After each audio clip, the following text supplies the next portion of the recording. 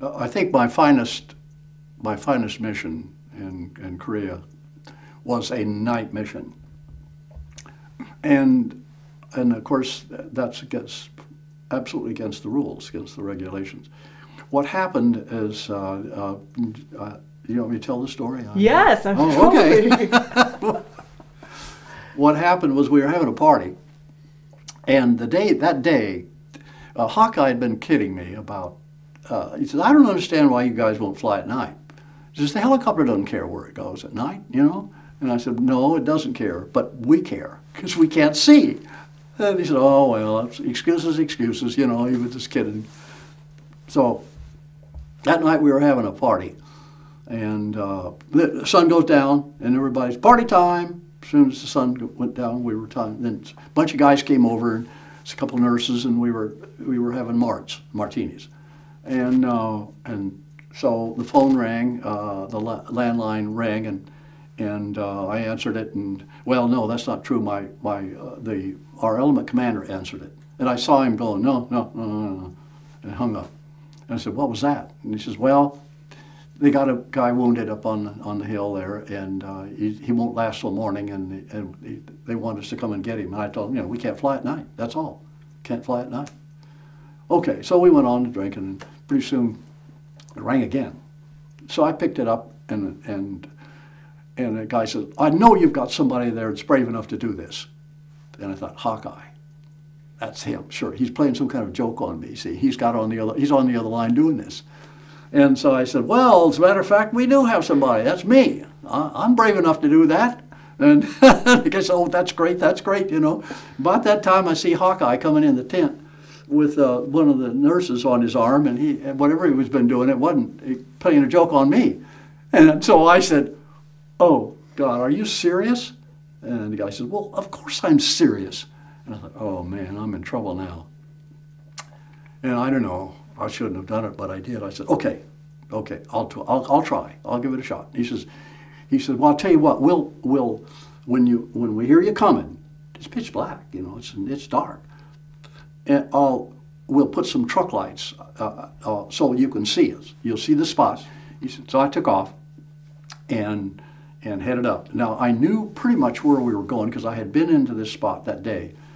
I followed the Mjimgang River up north, and when it came to a certain place, I knew to turn because I was using the river. It was no moon, but there was starlight, so I could see the starlight off the river. So I made my turn and headed inward. But of course, as soon as I left the river, all I'm looking at is one big black. That's all black.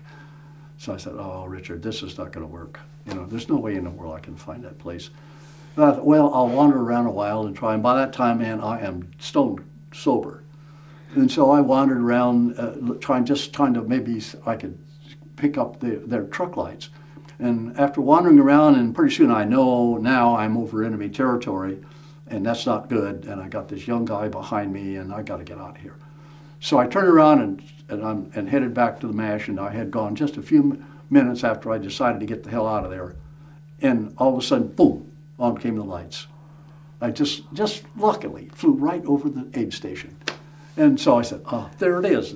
Down on the collective I went and come in and landed.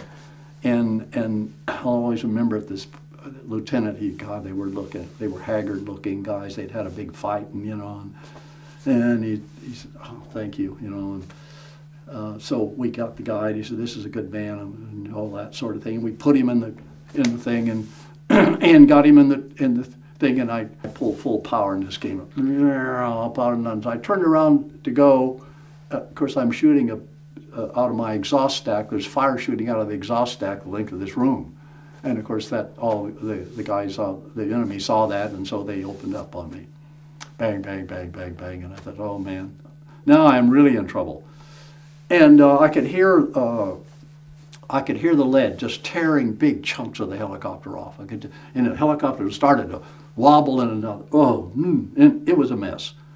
But long story short, I managed to get out of it, and I managed to get back to the MASH.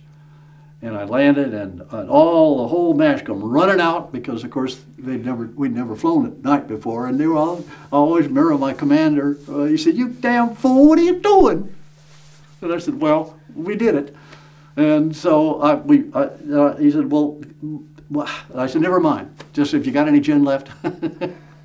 So the next morning I went out to the helicopter to see what the damage was. I just knew I was going to be in trouble with our commander, with our big commander of the unit. But I thought, well, I got to take my medicine.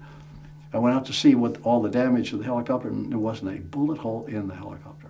That was all my imagination. When they started shooting at me, I just imagined that they were just filling me full of holes. Not a bullet hole, nothing. All that I just was imagining it was happening. It didn't happen. So the helicopter was fine. Well, it didn't have to replace it. So we said, okay, well, don't say anything to anybody. We'll just forget it. And so, okay, fine. Well, and I saved the guy's life, and that was my finest mission, really. But then about a month or so later, the commander called me in, and he says, I got a little piece of paper here. It says that they recommend you for the Distinguished Service Cross because you flew at night. And I said, yes, sir. He says, you know the rules. What are you doing flying at night? And he says, let me ask you a question. He says, you flew at night and you got up there and you got that guy. How much of that was luck? And I said, about 90%. He says, that's what I thought. He said, now I don't want my pilots going up there trying to win medals and killing themselves and wrecking helicopters, and so you broke the rules. I said, yeah, I know. And he said, well, okay. He says, we'll forget it. And he takes my recommendation for a Distinguished Service Cross and drops it in the waste paper basket and said, now go back up there and do what you're supposed to do. He says, by the way, he said, that was a great mission. And I said, yeah, it was. So, anyway, it was my finest mission.